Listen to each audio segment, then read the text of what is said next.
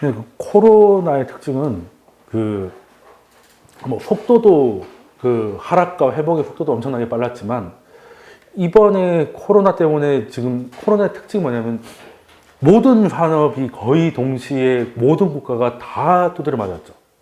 자, 서브프라임 때는 이제 부동산에서 문제가 생긴 거고, 근데 이거는 코로나는 약간의 시간 차만 있다 보이지, 뭐 중국, 한국이 조금 빨랐고, 남미가 조금 느릴 뿐, 그래봐야 한두 달 차이고, 그리고 경제 상황, 뭐 이런 거 없이 그냥 셧다운이었잖아요. 그냥 다 같이 망했다가, 문제는 이제 회복할 때는 이제 상황에 따라 조금 다르게 회복을 하고 있는데, 그리고 특징이 뭐냐면, 그래도 서브프라임 때는 리먼 브로더스 부도 나고 뭐 알만한 뭐 메릴 린치나 이런 데 다 그냥 합병되고 좀 많이 좀 망가졌잖아요. 그러고 나서 부동산 부채가 문제였으니까 부동산 부채의 주체였던 미국의 가계 부채가 많이 줄었거든요. 그 주는 과정이 굉장히 고통스러웠죠. 뭐 자살하고 경매를 넘어가고 부동산 가격이 떨어지고 뭐 그런 기간이 있었지만 일단은 그 부채가 많이 줄었습니다. 지금 그래서 미국의 가계부채에 걱정하는 사람 아무도 없어요. 가계부채는 오히려 우리보다 더 건전하니까. 그리고 IT 버블일 때, 그때 버블이었던 기업들의 구조조정이 많이 일어났습니다. 껍데기만 있었던 회사들 많이 망했고, 대공황 때도 마찬가지고. 근데 코로나 때 세계 사람들이 다 알만한 회사 중에 부도가 나는 거. 보잉 부도 날 뻔했지만 제1육 했잖아요. 물론 이번에 좀 자른다고 하는데 뭐 그 정도는 안 자를 수가 없을 것이고 자르는 거로 넘어가는 게 대박 아닙니까? 보잉 같은 경우는. 네. 그 지금 뭐 부도 뭐 조그만 여행사 이런 거 말고 진짜 뭐 알만한 회사들 있죠. 하나 있으면 허츠 뭐 이런 거지. 미국 2위 그 렌터카 업체. 근데 이 정도 위기치고 렌터카 회사 하나만 하는 게 뭐 대단 이상하게 그런 게 없잖아요. 그러니까 이번의 특징은 다 똑같이 맞았지만 그렇다고 딱히 망한 데가 없다는 거예요. 뭐 여행이나 이런 데는 안 좋긴 한데 그거는 이제 그 섹터가 그렇게 크지도 않고 뭐 여행사 중에 그렇게 큰 애는 아직 없으니까 항공도 힘들다 해도 뭐 지금 뭐 대규모 실업 사태로 가고 있지 않거든요. 그 실업률은 이렇게 올라가는데 그럼 실업률이 높아지면 그 다음으로 따라와야 될 게 뭡니까? 신용카드 연체, 뭐 이렇게 각종 연체가 일어나요. 연체는 그냥 가고 있어요. 이게 뭐겠습니까? 나라가 떼어주고 있다는 거예요. 돈을 줘가지고. 연장을 시켜주든, 뭐 지원금을 주든 해가지고. 그러니까 되게 웃겨요. 실업률이 올라갈 것 같으면 이게 같이, 연체율이 같이 올라가야 되는데, 연체율이 이렇게 가고 실업률만 이렇게 올라갑니다. 이것도 되게 웃긴 거예요. 그러니까 이게, 물론 연준이나 국가들이 못한 게 절대 아니죠. 이 방법밖에 없어요. 코로나는 모두한테 때렸기 때문에 일단은 경제가 셧다운 됐으니 고용을 지키기 위해서 돈을 뿌려서라도 그 사람들의 급여를 지켜줘야 됩니다. 근데 일단 숨을 돌리고 보니까 하나 문제가 뭐냐면 그러면 이게 경제가 좀 안 좋아지고 있던 상황에서 코로나 때문에 이제 구조조정 이런 거 없이 그냥 싸그리 다 내려왔다가 지금 구제책으로 돌아왔기 때문에 구조조정이 일어나지 않는다. 그러니까 경제 위기하고 경제 성장은 이렇게 서로 호흡이에요. 주거니 받거니가 좀 있습니다. 자, 이 가장 기본적인 사이클이 뭐냐면, 자, 딱 위기가 빵 터졌습니다. 위에 터져가지고 그러면 예를 들어 뭐 예전에 뭐 조선소 같은 거 엄청 많고 철강 업체들 엄청나게 많았잖아요. 근데 경제 위기 와가지고 그냥 일부 몇 개의 그 생산성 있고 경쟁성 있는 기업을 외워가지고 우르르 망합니다. 그러면 구조조정이 일어나죠. 구조조정이 일어나고 그리고 망하니까 귀찮지 하고 하면 이제 부채가 좀 줄죠. 그리고 기업들도 더 이상은 이제 늘리지 않을 거니까 부채가 어느 정도 감소를 하는데 그럼 구조조정이 마무리가 되면 이제 그래도 사람들이 꼭 필요한 건 있단 말이에요. 그러면 공급이 줄었으니까 수요가 높아지는 효과가 생기는 거죠. 그럼 살아남은 기업들은 오히려 노다지가 되는 거죠. 매출이 증가하잖아요. 그러면 물 들어왔을 때 놓아줘야겠군.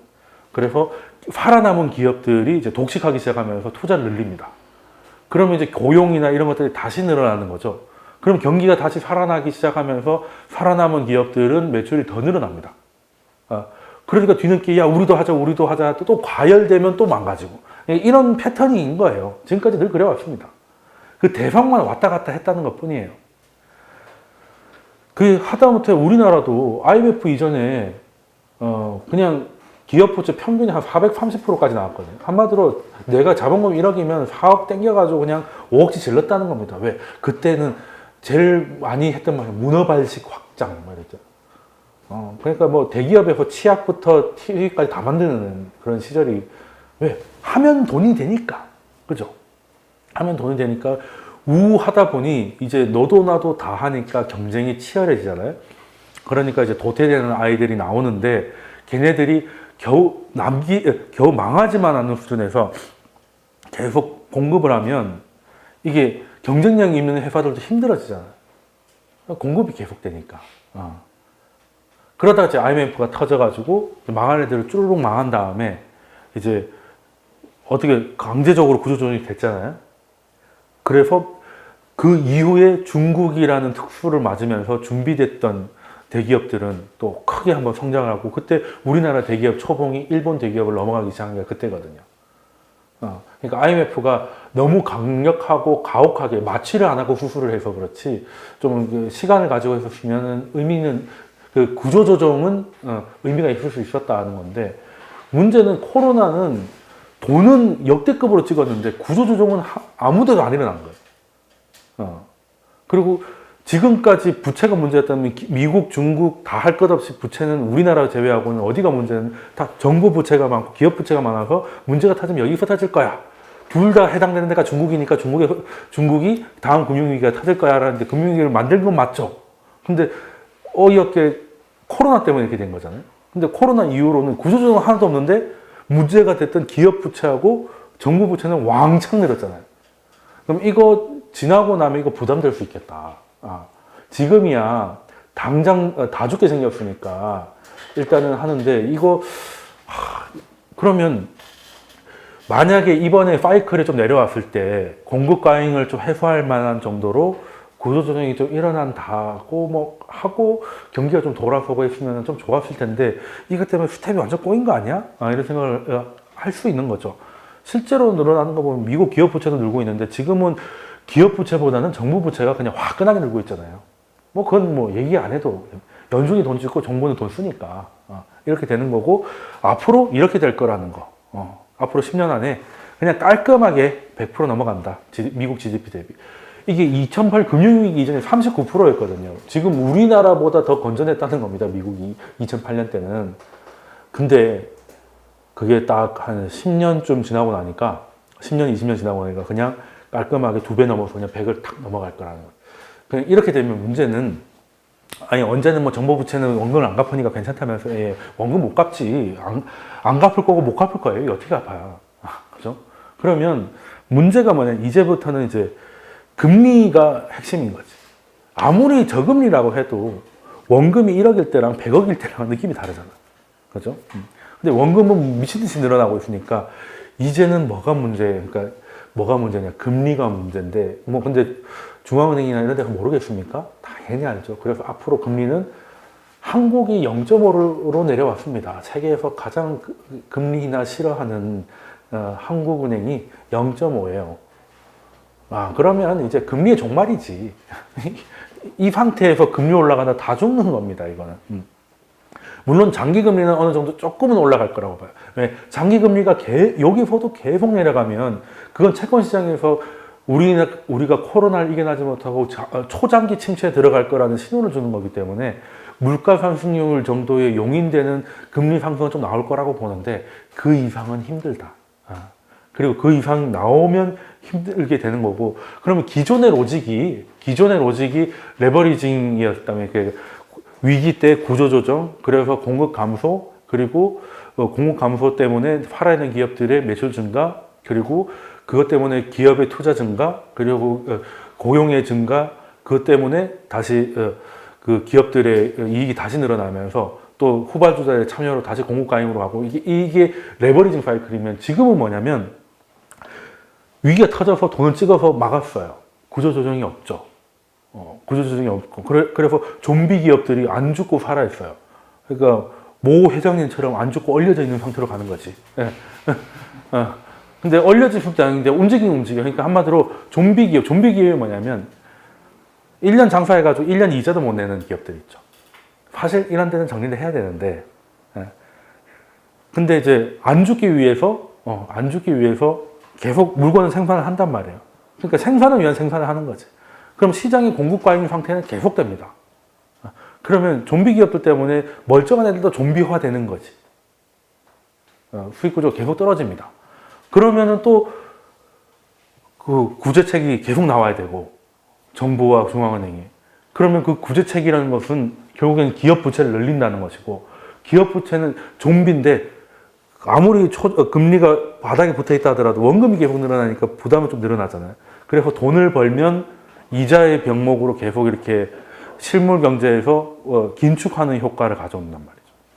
그러면 이게 약간 그 일본의 대처대조표 불황이라고 해서, 그러니까 기업들이 이렇게 크게 빚을 냈다가 부동산 투자를 했다가 한번 쫄딱 망해가지고 한번 청산을 하고 가야 되는데, 그게 아니라 돈을 버는 족족 이걸 갚아가면서 오히려 기업들이 기축에 나서는 형태로 가면 디플레이션이 왔다고 말씀드렸잖아요. 약간 그런 형태가 되는 겁니다. 기업 부채가 계속 증가하니까, 그러면 이자 부담이 느니까 기업들이 투자를 늘리는 게 아니라 그냥 그 늘어난 만큼의 이자를 갚게 되는 거고, 그럼 투자가 늘어나지 않기 때문에 고용이나 이런 것들은 안 좋은 상태에서 기업들은 계속 긴축적 태도를 갖고 가게 되는 거고, 그러면 구조조정은 지연되고 공급 과잉은 지속되잖아요. 그러면 경제 성장이 안 되고 기업의 매출은 계속 둔화되는 상태로 있는 거죠. 그러니까 안 죽을 만큼만 여기에서 이렇게 숨만 쉬고 있는 걸로 계속 번진다는 거죠. 그러면 이게 또다시 문제가 또 생기면 또 기업 부채가 또 증가하는, 이게 이제 그 디레버리징 사이클이라고 하는데, 이게 어떻게 보면 약간 예전에는 스태그플레이션이라고 했죠. 물가 올라가는데 뭐 이렇게, 그거보다는 이게 더 무서운 거지 이제는. 그러니까 지금은 앞으로는 이제 어떻게 될 것 같으냐 이러면, 이게 성장하기가 정말 힘듭니다. 특히 뭐 철강 이런 거, 중국 양해에서 엄청나게 뭔가 전통적 인프라를 하기로 했는데 철강주 못 올라가. 왜? 철강 공급도 줄질 않으니까. 왕창 넘치다가 조금 넘치는 수준으로 내려왔으니까 와 좋아할 게 아니라는 거죠. 그게 뭐겠습니까? 구조조정이 안 되니까. 구조조정이 안 되니까. 그러니까 한 번씩 산불이 나가지고 이제 싹 한번 그게 뭐 좋은 일은 아니지만 결과적으로 이렇게 파괴적 혁신도 일어나야 되는데 그런 게 안 되고, 그냥 먼 일만 생기면, 이제 코로나 때 배웠잖아. 먼 일만 생기면 정부와 중앙은행이 다 독박 쓰고 돈 뿌리면 된다는 걸 이제 알았기 때문에 문제만 생기면 이렇게 갈 것 같다는. 그럼 기업들은 안 망해. 지금도 안 망하고 있잖아요. 근데 걔네들이 돈을 버느냐? 아니라는 거예요. 성장이 안 일어난다는 거예요. 그래서 만약에 이게 또 이번 가을이 돼서 미국이 다시 확진자가 높아지고 뭐 이렇게 되면, 이게 팬데믹이 엔데믹이 되면 그때마다 돈 찍어라, 더 찍어라.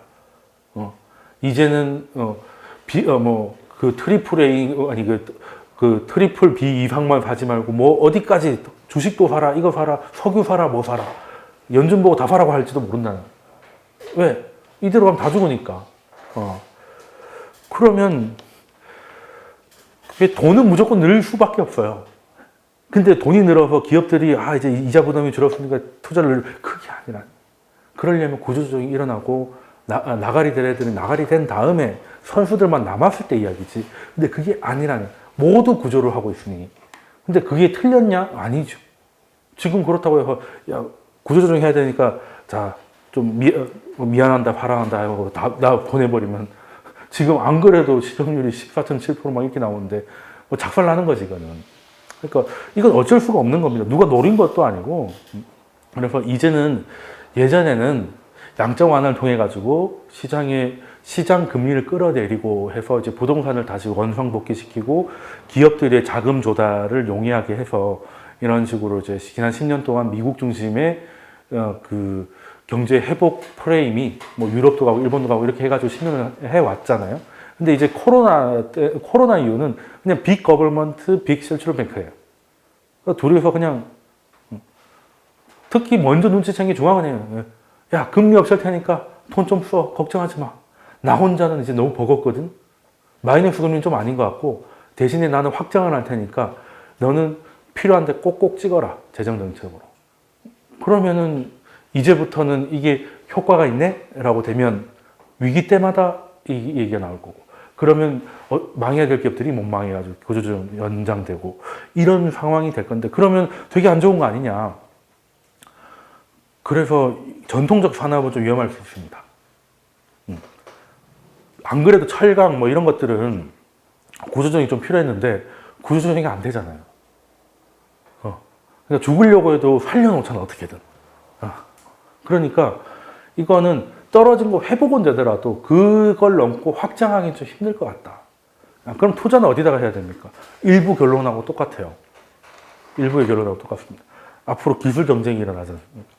그러면 새로운 거, 구조조정이 필요 없는 새로운 파일을 만드는 새로운 기술이 나는 곳으로 가야 된다는 거고 그래서 지금까지 일부에도 설명드렸지만 지금까지는 그냥 단순 교역으로 가가지고 막 이렇게 서로 똑같은 거 다 하려고 하니까 이제 베트남도 완성차를 만들고 어디도 뭘 만들고 하니까 서로 이제 공급 과잉 상태에서 시름시름 하다가 이제 그 코로나 이후로 구조조정까지 요연해지니 기존의 산업이나 이런 데서는 어느 정도의 회복과 이런 건 있겠지만 좀 추세적인 거는 좀 힘든 상황에서 여기서 기술 패권이 전쟁이 일어나면 여기서 먼저 선점하게 된다면 거기에 대한 프리미엄은 지금까지 보통 프리미엄 멀티플이라고 하죠. 뭐 5배, 10배 주는 게 아니라 20배, 30배 줄 수도 있다는 겁니다.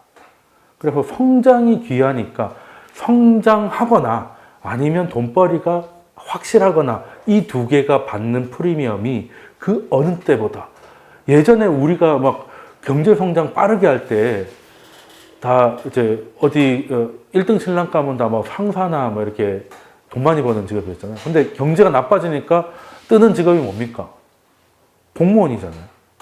확실성이잖아요. 확실성이 프리미엄을 받는 거고 이 두 개를 다 가지고 있는 직업군이 있죠. 의사. 성장은 뭐 모르겠지만 일단 확실한 데다가 공무원보다 월급 많으니까. 그게 프리미엄이 더 높아지는 거예요. 그래서 뭐 여성분들도 아시겠지만 세상에서 제일 만나기 힘든 남자는 보통 남자입니다. 생각보다 술 마시는 남자 별로 없어가지고 이제 그냥 보통의 남자들이 왜 그 25평 아파트가 제일 많이 오르듯이 제일 비싼 아파트 60평, 80평은 남의 나라 얘기니까 그런 거면 그 프리미엄을 받게 되는 희소성이 되니까 그게 60년대 때 니프티 피프티였고 그리고 그때 꿈만 같던 게 닷컴버블이었고 그리고 그 이후로는 사실 기술로 간 거는 요즘 뭐 팡 뭐 정도가 있을 텐데 근데 여기도 가능성이 좀 있죠. 가능성이 좀 있습니다. 그래서 이제 미국하고 중국이 싸우니까 이제 뭐 중국을 버려야 되고 미국을 사야 돼 이런 게 아니라 중국은 바보예요? 중국도 지금 중국하고 미국하고 싸운 게 미국이 주도하던 5G 관련 첨단 산업을 자기가 하겠다는 것 때문에 싸움이 났잖아요. 그럼 걔네들도 할 거란 말이지. 그러면 그쪽은 그쪽 라인대로 또 성장을 한단 말이에요. 그럼 거기는 거기대로 엄청난 또 가격이 오르겠죠. 그리고 나스닥에서도 이걸 또 기술을 주도하고 있는, 그러니까 하웨이를 절대적 우위를 가지고 앞서갈 수 있는 기술이 나온다면 또 거긴 또 엄청난 성장을 할 겁니다. 근데 그런 섹터가 많은 비중이 지수에 그런 섹터가 비중이 높은 국가들이 상대적으로 상승해 보이는 거고 우리나라 나스닥의 차이가 말씀드렸던 게 그래서 지금은 돈은 많이 풀렸습니다. 물론 지금 푸는 돈하고 금융위제 푸는 돈하고 성격이 똑같냐 그건 아니에요. 다른 건 맞아요. 지금은 약간 구황식물 뿌리듯이 사람들 굶어 죽을까봐 뿌리는 돈도 분명히 상당하기 때문에 지금까지 뿌렸던 돈의 대부분은 그런 거였거든요. 경제가 멈췄으니까 내 월급을 너희 회사가 아니라 우리가 줄게. 근데 이걸로 끝나지 않는다는 겁니다. 그리고 지금 재밌는 게 우리나라 지금 뭐 동학개미운동 뭐 블라블라 하잖아요. 미국도 마찬가지예요. 미국에도 그 미국 개미들이 또 동학운동하고 독립운동을 해야 되나? 뭘 하고 있어요. 그 $1200씩 두 달 준 거 있잖아. 그걸로 주식 샀다는 거잖아. 우리는 뭘로 했을까? 한우 사 먹었죠. 한우가 당군 1회 최고의 가격이라고. 역시 돈 벌면 뭐하겠니? 쇠고기 사 먹겠지를 이제 딱 보여주는. 공돈이 생기니까 평소에 못 먹던 걸 먹는 거죠. 먹어서 원하자. 얼마나 좋아요. 근데 이게 지금까지는 그래 고황작물 그러니까 다 굶어 죽게 생겼으니까 그냥 감자막 이게 뿌렸다 치고 근데 앞으로 오차 그리고 유럽에서 얘기 나오고 있는 것들 이런 것들은 약간 이제 그리고 중국 양회에서 중국 양회는 또 설명드리겠지만 결코 만만치 않은 얘기를 했거든요. 그런 것들이 이제 돈들이 어디를 가야 될지 고민하는 겁니다.